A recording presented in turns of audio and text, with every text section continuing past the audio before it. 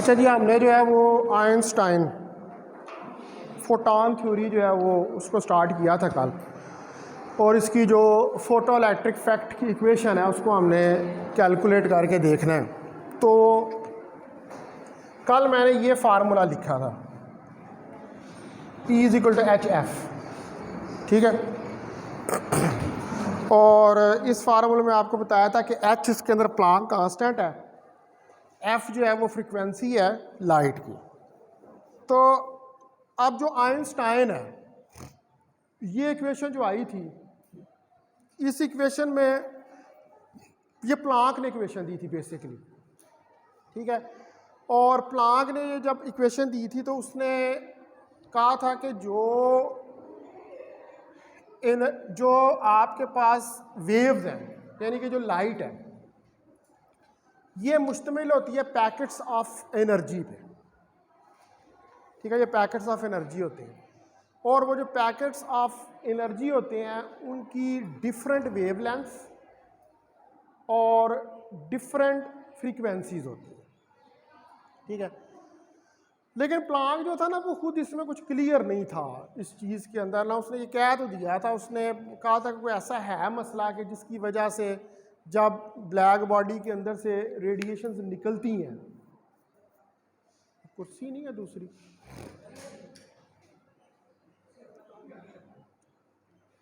तो जो रेडिएशंस निकलती हैं वो पैकेट्स होते हैं, लेकिन वो जो ग्रैनुलर नेचर थी, ग्रैनुलर नेचर होती है दानेदार, ग्रैनुलर कहते हैं दानेदार को।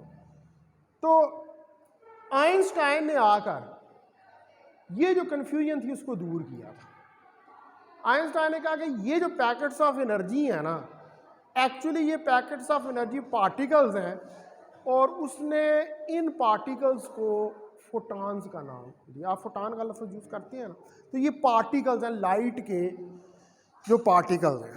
तो according to Einstein,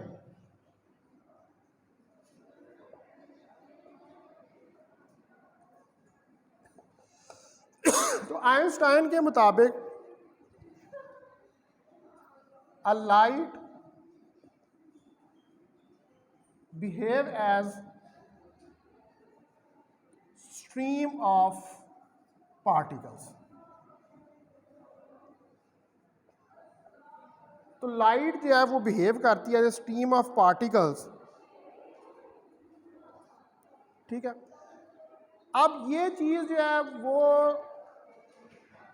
classical theory से कंपैरिजन नहीं है इसका, क्योंकि क्लासिकल थ्योरी जो है वो ये कहती है कि एनर्जी जो है वो यूनिफॉर्मली स्प्रेड ओवर होती है over the wave fronts. In classical theory energy is uniformly spread over the wave fronts uniformly, एक जैसी, यानी कि वेव फ्रंट के ऊपर एक जैसी जो है वो एनर्जी होती है, डिस्क्रीट नहीं होती, पैकेट्स नहीं होते। क्लासिकल थ्योरी ये कहती है, ठीक है। तो आइंस्टाइन ने कहा कि भाई ये एनर्जी के जो पैकेट्स हैं, या प्लांक ने कहा कि जो एनर्जी जो है वो यूनिफॉर्मली स्प्रेड आउट नहीं होती वेव फ्रंट के ऊपर, एनर्जी जो है वो डिस्क्रीट होती है, एनर्जी की डिफरेंट वैल्यूज़ होती हैं। तो जिस तरह एनर्जी डिस्क्रीट होती है, फिर उस एनर्जी के कॉरस्पॉन्डिंग जो वेव लेंथ है और जो फ्रिक्वेंसी है वो भी डिस्क्रीट होती है, ठीक है। और इन पैकेट्स ऑफ एनर्जी को उसने जब वो नाम दिया था फोटॉन्स का। अब मैक्स प्लैंक जो है,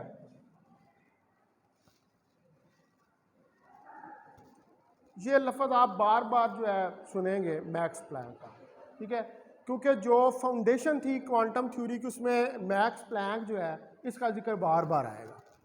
तो मैक्स प्लैंक जो है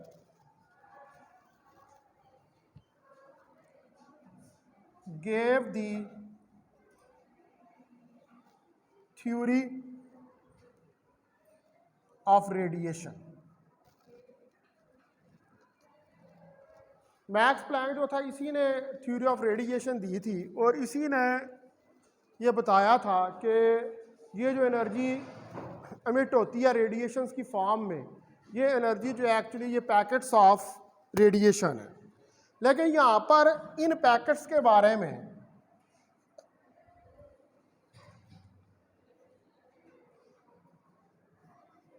बट आइंस्टाइन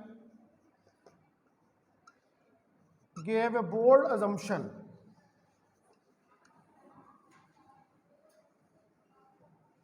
लेकिन आइंस्टाइन जो है उसने एक बोल्ड ये assumption दिया कि ये जो आपके पास क्वांटाज हैं that these quanta are packets of energy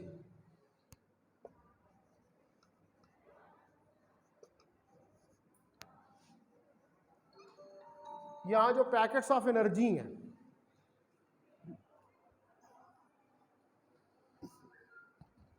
are known as photons. ठीक है, ये जो मैक्स प्लैंक ने तो ये कहा था ना कि ये जो रेडिएशन निकल रही है ये पैकेट्स की फॉर्म में निकल रही है, तो पैकेट ऑफ एनर्जी है।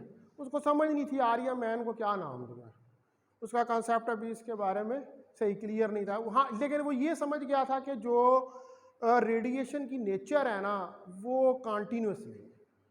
इतनी बात उसको समझ आ रही थी कि रेडिएशन की जो नेचर है वो कॉन्टीन्यूस नहीं है। तो फिर जो आइंस्टाइन है उसने आके इस चीज़ को आगे बढ़ाया।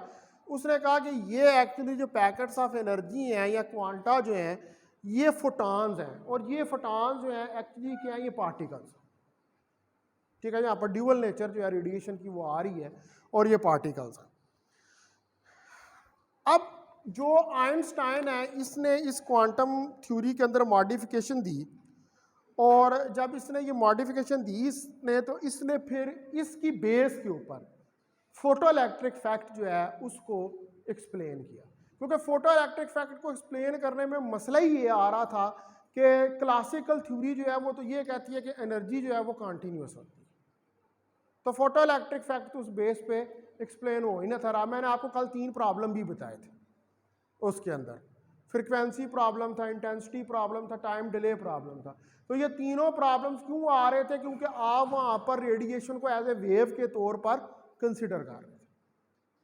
ठीक है, तो आइंस्टाइन ने आगे जब ये पार्टिकल का दिया तो फिर उसने फोटो इलेक्ट्रिक फैक्ट जो है उसको एक्सप्लेन किया। अब इसने आइंस्टाइन ने जो है वो फोटो इलेक्ट्रिक फैक्ट इक्वेशन दी, फिर the photoelectric effect equation of Einstein is given as। तो ये जो इक्वेशन है आइंस्टाइन की, ये E is equal to T maximum plus 5।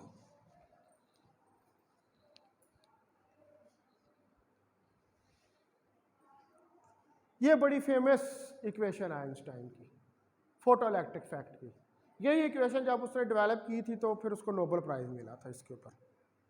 ठीक है, 3 पेपर आए थे आइंस्टाइन के, ऊपर नीचे तीनों ही जो पेपर थे वो ये सारी क्वांटम थ्योरी और जनरल थ्योरी ऑफ रिलेटिविटी और स्पेशल थ्योरी ऑफ रिलेटिविटी जो है उसका फार्मूलिज्म था उसके अंदर। अच्छा, इसके अंदर अब E जो है वो HF के बराबर है। ठीक है, ये तो अभी मैंने बताया पीछे। तो HF T max plus 5। HF तो होगी एनर्जी ऑफ फोटॉन,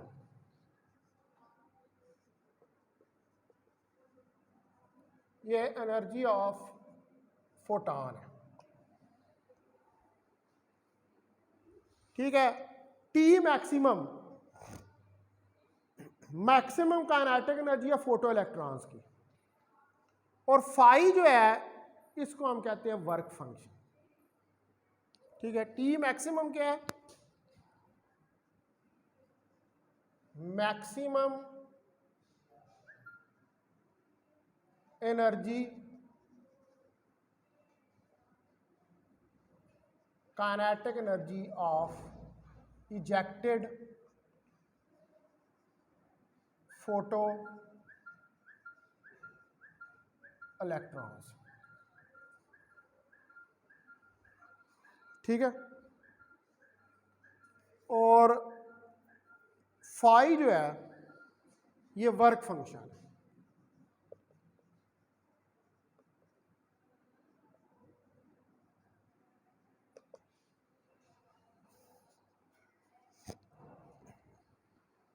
इस इक्वेशन को आप नाम दे दें, ये इक्वेशन नंबर 1 है। अब वर्क फंक्शन जो है मैक्सिमम काइनेटिक एनर्जी का तो आपको पता लग गया कि रेडिएशन आई, मेटल सरफेस के ऊपर फॉल हुई, उसके अंदर जो फोटॉन्स थे उन्होंने अपनी एनर्जी जो है वो इलेक्ट्रॉन्स को इम्पर्ट की, वो एनर्जी लेकर इलेक्ट्रॉन मैक्सिमम काइनेटिक एनर्जी लेकर मेटल सरफेस में से बाहर निकले। ठीक है, अच्छा अब उसके साथ यहाँ ये बीच में फाई की टर्म जो आ रही है ये क्या बता रही है? फाई जो है ये वो अमाउंट ऑफ एनर्जी है जिसको लेकर इलेक्ट्रॉन जो है वो मेटल सरफेस में से बाहर निकलते हैं। ठीक है, वर्क फंक्शन को आप सिंपली यूं डिफाइन करते हैं कि a minimum energy required to eject the photo electrons from the metal surface is known as work function। यानी कि वर्क फंक्शन वो मिनिमम एनर्जी है जो इलेक्ट्रॉन्स को रिक्वायर्ड है, मिनिमम एनर्जी, कम से कम वो एनर्जी कि जिसको लेकर इलेक्ट्रॉन्स जो हैं वो मेटल सरफेस में से बाहर निकले। ठीक है, तो इसका मतलब है कि अगर आप इस इक्वेशन को देखें तो मैं कहूँ जी मैंने ये इक्वेशन जो है in words I have to explain it. ठीक है, इस इक्वेशन को वर्ड्स के अंदर जो है वो मैंने एक्सप्लेन करना है। तो मैं कहूँगा कि इंसिडेंट फोटॉन की जो एनर्जी है वो मेटल सरफेस पे फॉल हुई, जब वो मिनिमम एनर्जी तक पहुंची उस मेटल सरफेस के तो वो वर्क फंक्शन में कन्वर्ट हुआ। वर्क फंक्शन मीन कि उसको मिनिमम एनर्जी मिली और वो मिनिमम एनर्जी लेकर क्या हो गया, इजेक्ट हो गया मेटल सरफेस में से। यानी कि जो फोटॉन की एनर्जी थी वो दो हिस्सों का सम है एक्चुअली। एक वो मिनिमम एनर्जी है जो कि हमें चाहिए इलेक्ट्रॉन को इजेक्ट करने के लिए मेटल सरफेस में से, और जब वो मेटल सरफेस में से इजेक्ट होगा तो मैक्सिमम काइनेटिक एनर्जी लेकर इजेक्ट हो जाएगा। ठीक है, बात समझा रही? दो हिस्सों के अंदर डिवाइड हो रही है एनर्जी, सम है दो हिस्सों का, एक तो मैक्सिमम काइनेटिक एनर्जी और दूसरी वो मिनिमम एनर्जी। भाई मैक्सिमम काइनेटिक एनर्जी तो उस वक्त आएगी ना जब वो इजेक्ट होगा, पहले तो उसको इतनी एनर्जी चाहिए कि जो इसको इजेक्ट कर सके।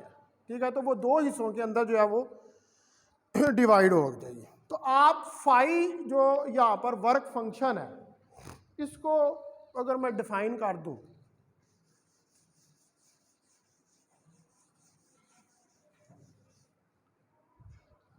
तो फाई जो है it is the minimum energy required to eject the electron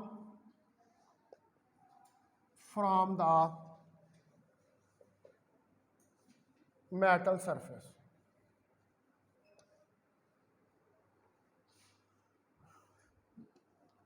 जिसको क्या हम वर्क फंक्शन का नाम भी देते हैं।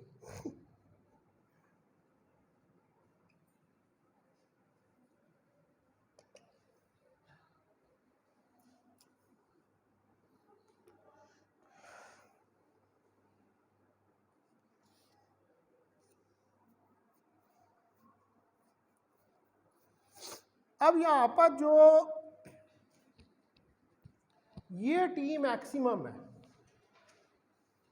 ये बराबर होती है ई वी नॉट के।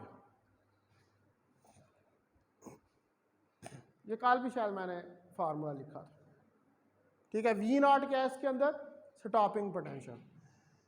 ये वो एनर्जी है इलेक्ट्रॉन्स की कि जो मैक्सिमम है, जिसमें मैंने आपको बताया था कि अगर बैटरीज को रिवर्स कर दें तो पोटेंशियल बैरियर जनरेट हो जाता है और इतनी मैक्सिमम काइनेटिक एनर्जी के इलेक्ट्रॉन जो होते हैं वो उस बैरियर को क्रॉस करके तो कलेक्टर तक पहुंच जाते हैं। तो H F E V not plus 5,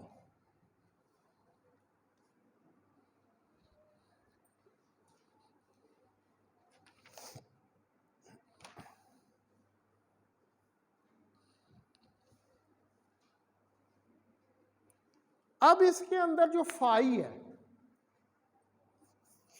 इसकी क्या वैल्यू होनी चाहिए? फाई क्या वर्क फंक्शन है, मिनिमम एनर्जी है। इसका मतलब है कि इसका रिलेशन थ्रेशोल्ड फ्रीक्वेंसी के साथ होना चाहिए, यानी कि कितनी मिनिमम फ्रीक्वेंसी चाहिए कि जो इसको इजेक्ट कर सके। तो फाई जो है that is equal to H F not.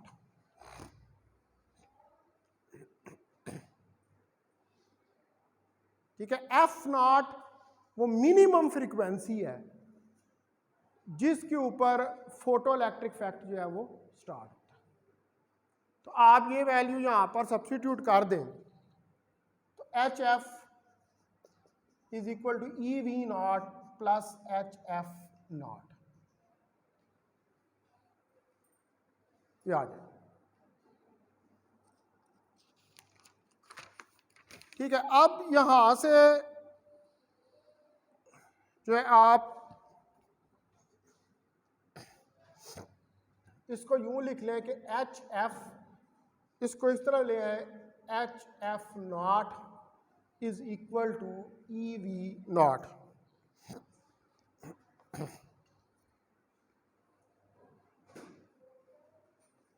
ठीक है, और इसको मैं यूं भी लिख सकता हूं कि ई V not H F minus 5, क्योंकि ये एच एफ नॉट जो है वो 5 के बराबर है, और यहां से वी नॉट की अगर वैल्यू निकालूं तो H over E F minus 5 over E आ जाएगी।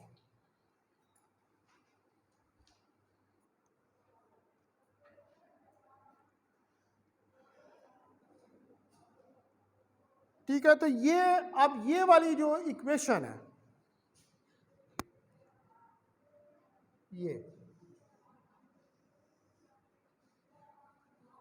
ये वी नॉट और एफ में एक लीनियर रिलेशनशिप को डेवलप कर रही है, क्योंकि ये actually equation of straight line है। ठीक है, ये actually equation of straight line है। ठीक है, तो ये क्या डेवलप कर रही है? Linear relationship between this equation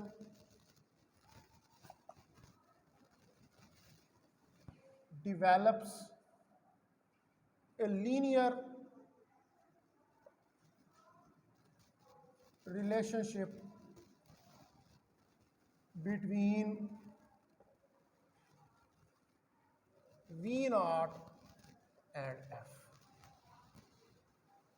वो आपने ग्राफ प्लॉट किया था ना पीछे, तो उसमें क्या आ रही थी? स्ट्रेट लाइन आ रही थी जब आपने F और V के दरमियान में ग्राफ जो है वो प्लॉट किया था।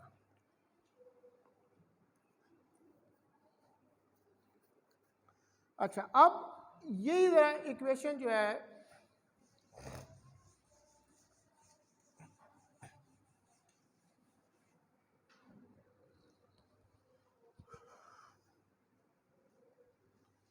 H F T max plus 5, तो अगर इसके अंदर टी मैक्स को मैं 0 कर दूं यानी कि मैक्सिमम काइनेटिक एनर्जी इलेक्ट्रॉन्स की ज़ीरो कर दूँ तो ये फाई एच एफ के बराबर आ गया, या इसको आप कह लें कि ये फाई एच एफ नॉट के बराबर आ गया।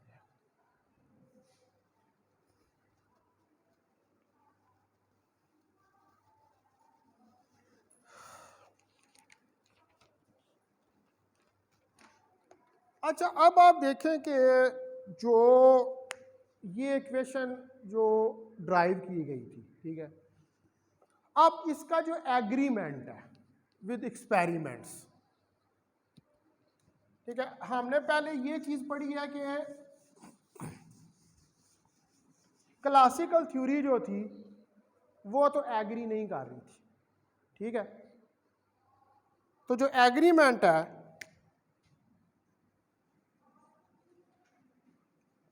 ऑफ आइंस्टाइन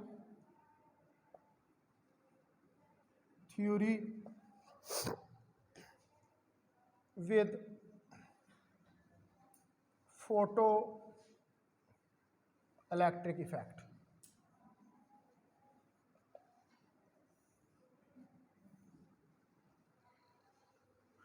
अब ज़रा ये जो इक्वेशन है इसका हमने एग्रीमेंट देखना है कि क्या है। तो पहला प्रॉब्लम जो था वो क्या था, वो इंटेंसिटी का प्रॉब्लम था, फर्स्ट प्रॉब्लम जो क्लासिकल थ्योरी के अंदर था। तो इंटेंसिटी प्रॉब्लम जो है वो कंप्लीट एग्रीमेंट के अंदर है इस आइंस्टाइन की थ्योरी के साथ, क्योंकि अगर हम इंटेंसिटी ऑफ लाइट को डबल करें, ठीक है, if we double the intensity of light, अगर आप इंटेंसिटी ऑफ लाइट जो है उसको डबल कर दें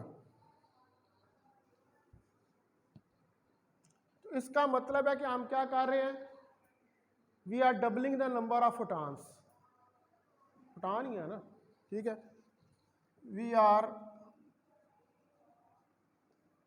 doubling the number of photons. तो एक्चुअली हम नंबर ऑफ फोटॉन्स को डबल कर रहे हैं, क्योंकि आइंस्टाइन ने आगे ये फोटॉन का तो उसने कंसेप्ट दिया था ना, तो इंटेंसिटी का मतलब है number of photon, number of photons जो है वो डबल हो रहे हैं। तो इसका मतलब है कि अगर नंबर ऑफ फोटॉन्स डबल होंगे तो फिर नंबर ऑफ इजेक्टेड इलेक्ट्रॉन्स भी डबल हो जाएंगे, ठीक है, क्योंकि इंटेंसिटी, जितनी इंटेंसिटी बढ़ाओगे उतना ही नंबर ऑफ इलेक्ट्रॉन भी, जितना फोटॉन बढ़ेगा उतने ही नंबर ऑफ इलेक्ट्रॉन भी बढ़ेंगे, ठीक है, and hence double the number of electrons.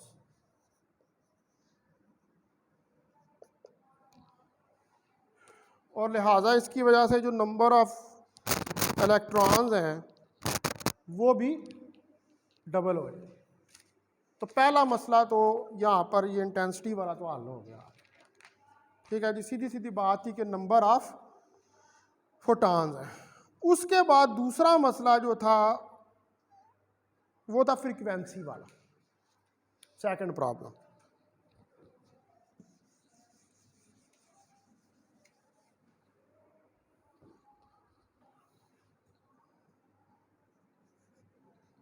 तो सेकंड प्रॉब्लम जो है उसके अंदर सिंपल ये बात है कि जो मैक्सिमम काइनेटिक एनर्जी इलेक्ट्रॉन्स की, अगर आप इस इक्वेशन को देखें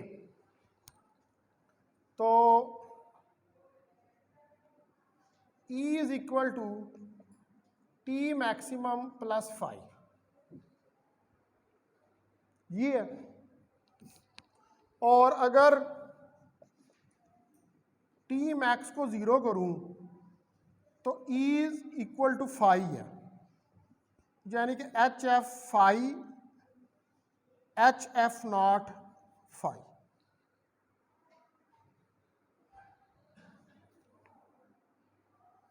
तो जो मैक्सिमम काइनेटिक एनर्जी है इजेक्टेड इलेक्ट्रॉन्स की, वो डिपेंड करती है किसके ऊपर? फ्रीक्वेंसी के ऊपर। ठीक है,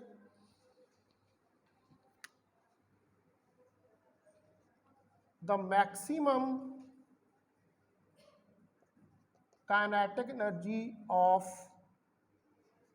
ejected electrons depend upon the frequency of the incident radiation or photon।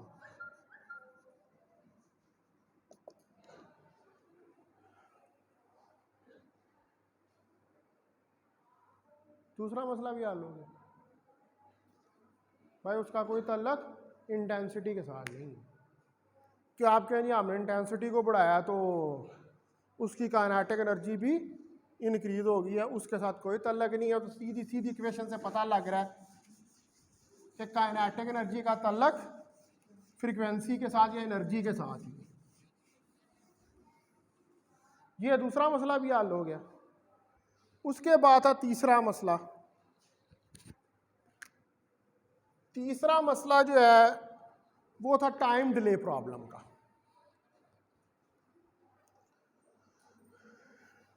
अब फोटॉन थ्योरी के मुताबिक एनर्जी जो है वो सप्लाई की जाती है in the forms of concentrated bundles. ठीक है, वो पूरे वेव फ्रंट के ऊपर वो कॉन्टिन्यूसली नहीं है, बंडल्स हैं, पैकेट्स हैं एनर्जी के। उन फॉर्म, उसकी फॉर्म में एनर्जी जो है वो प्रोवाइड की जाती है। तो ये स्प्रेड नहीं करती uniformly over the cross section of the wave front. ये तो कट कट के आ रही है ना, हर पैकेट की, हर फोटॉन की एनर्जी अलग होगी।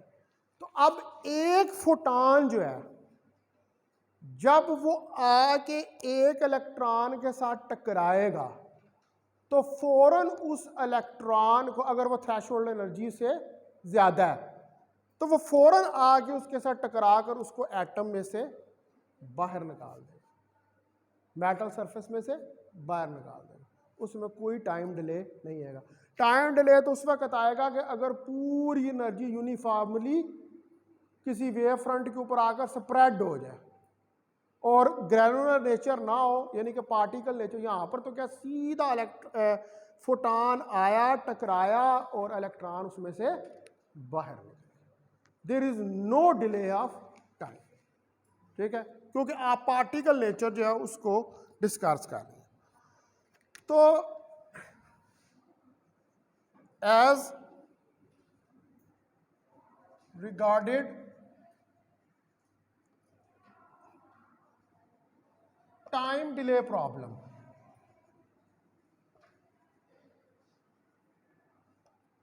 तो जो टाइम डिले प्रॉब्लम है इसके अंदर जो फोटॉन थ्योरी है, according to photon theory,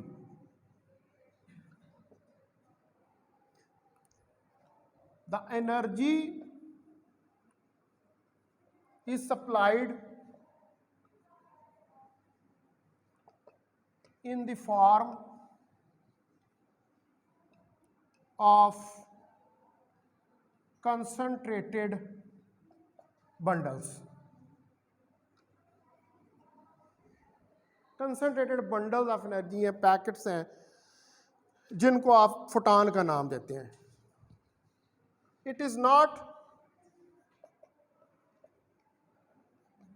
spread uniformly.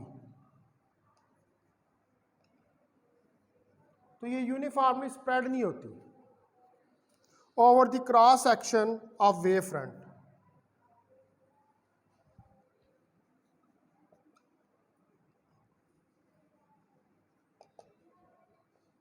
of wave front as mentioned in wave theory।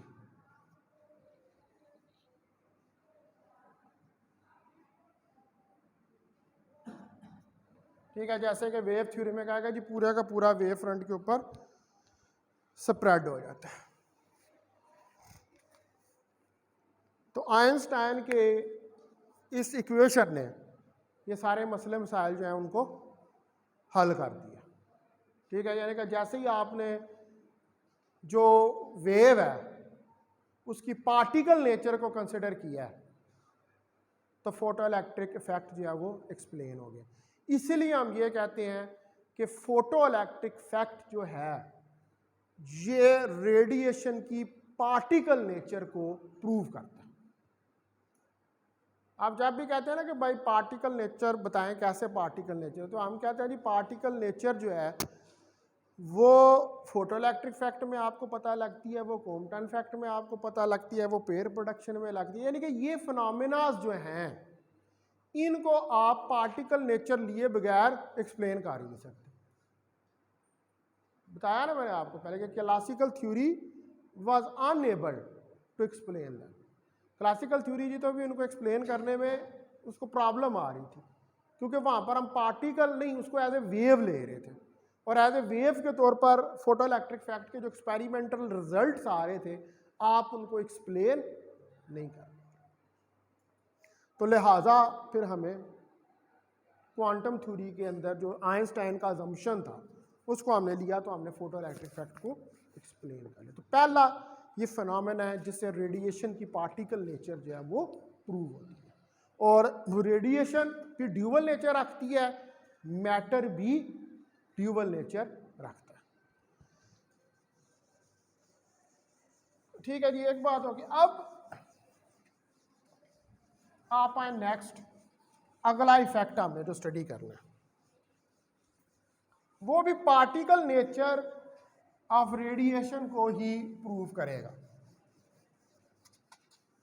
और उसका नाम है Compton effect.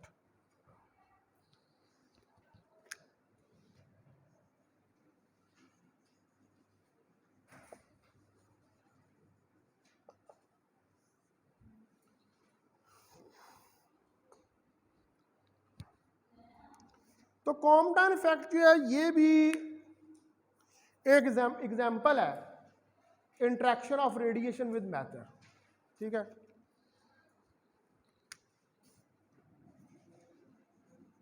Compton effect is also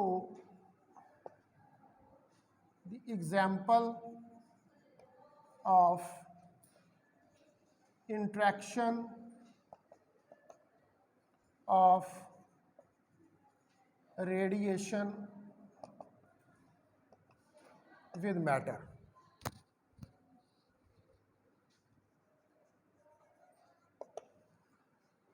अभी आपने इससे पीछे भी तो पढ़ी है interaction of radiation with matter, photo electric effect पढ़ा है, तो यहाँ पर भी रेडिएशन जो है वो मैटर के साथ ही इंटरेक्ट करेगी इस प्रोसेस के अंदर।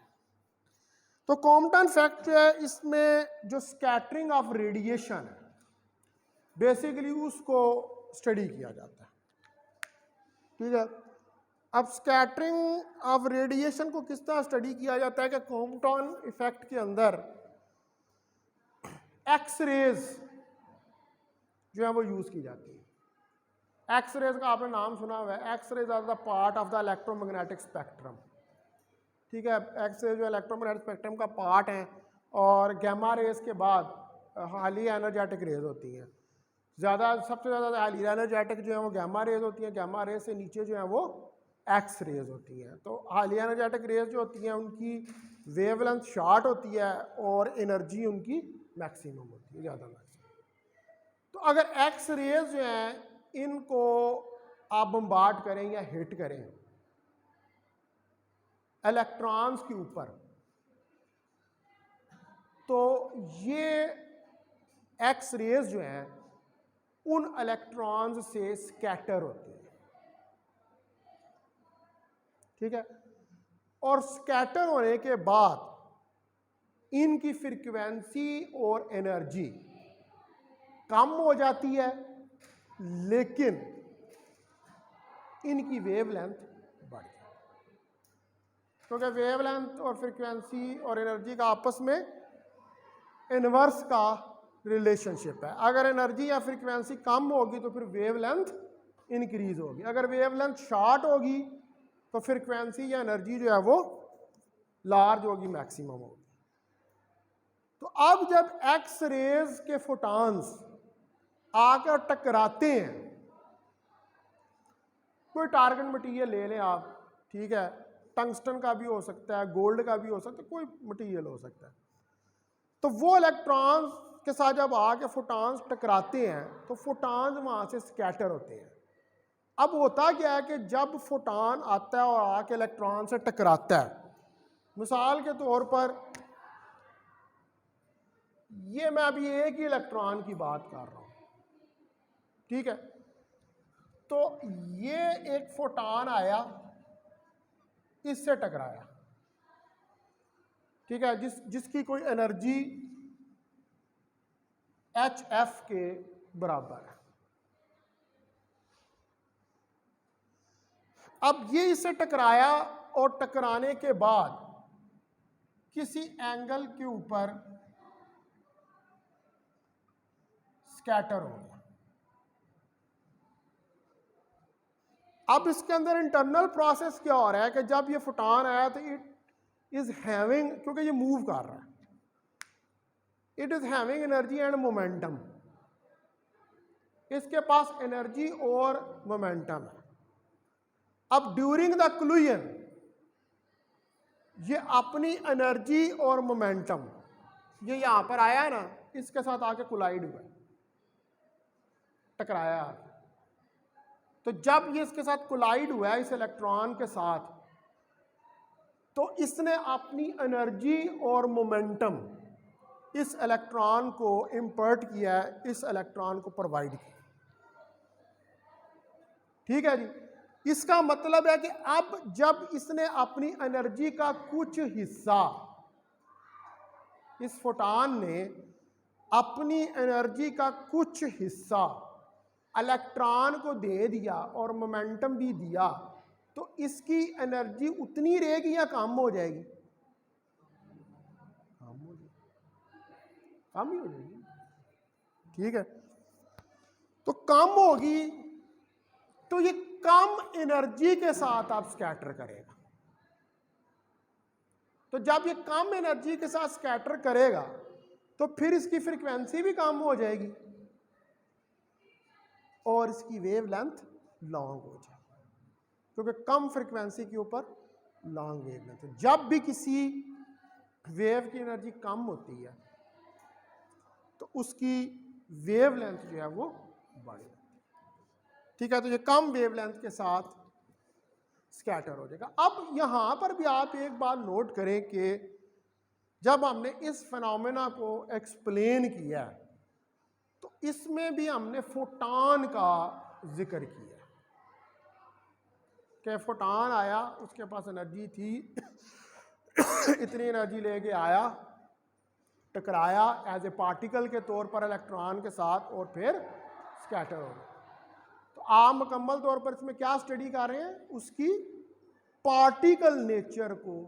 हमने वेव का तो यहाँ पर कहीं कोई जिक्र नहीं किया, ठीक है। आया, टकराया, टकरा के चला गया। और तो इसका मतलब है कि ये फिनोमेना भी एक्सप्लेन करता है पार्टिकल नेचर को, रेडिएशन की। ठीक होगी जी बात? अच्छा, तो कॉम्पटन फैक्ट में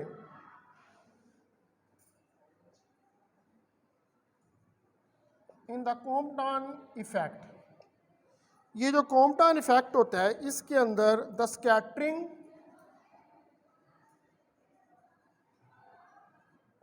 ऑफ रेडिएशन,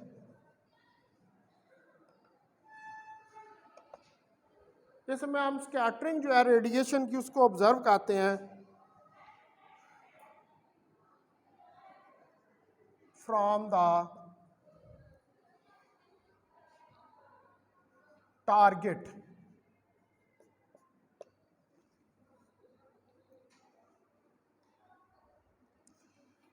और कॉम्पटन इफेक्ट के अंदर आप एक्स रे बीम यूज करते हैं एक डिफाइंड वेवलेंथ की। in Compton effect, a X-ray beam of well-defined wavelength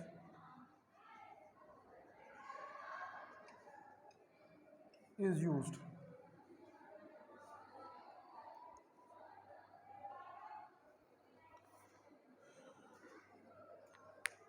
तो अब ये क्या होता है कि ये एक्स रेज जो हैं ग्रेफाइट के टारगेट के ऊपर फॉल डाउन करती हैं। ठीक है, मैं इसकी अब फिगर बनाता हूँ यहाँ पर।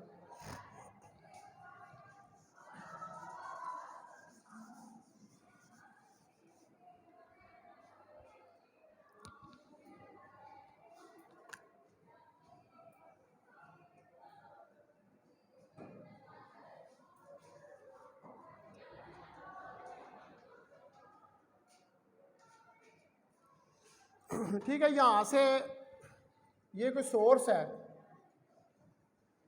इसमें से एक्स रेज निकल रही है। ठीक है, ये एक्स रेज जो है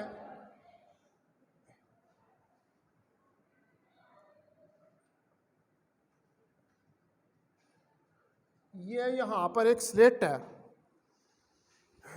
उस स्लिट में से ये एक्स रेज पास करती हैं। ठीक है, और यहाँ से गुजरने के बाद ये इधर कोई टारगेट टी पड़ा हुआ है ग्रेफाइट का।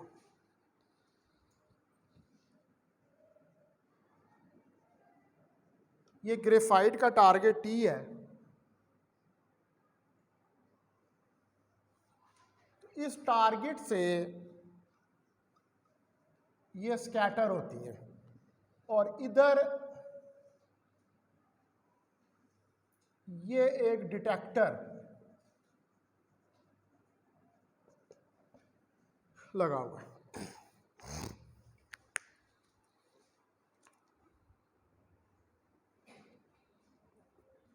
ठीक है, ये जो आ रहे हैं ये इंसिडेंट फोटॉन्स हैं और ये जो है ये स्कैटर्ड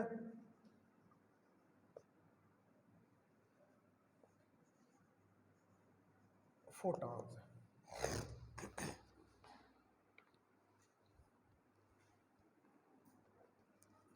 ठीक है, तो अब यहां से ये कोई एंगल फाई बना रहे हैं, ये किसी एंगल फाई के ऊपर स्कैटर हो रहे हैं।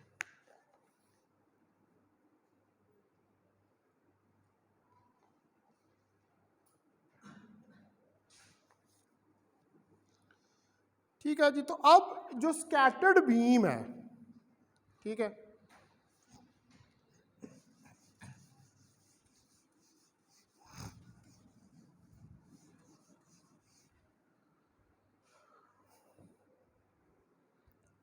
तो स्कैटर्ड बीम जो है अगर उसका हम ग्राफ प्लॉट करें,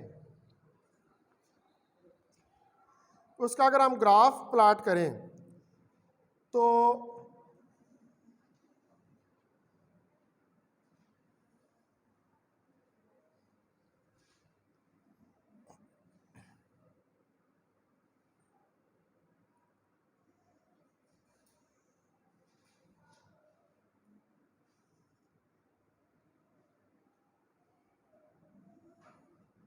तो वो कुछ इस तरह का ग्राफ आएगा। ये आपके पास फाई 0 के ऊपर है, ठीक है, और यहाँ पे फाई 45 डिग्री है और इधर फाई 90 डिग्री। आ गया?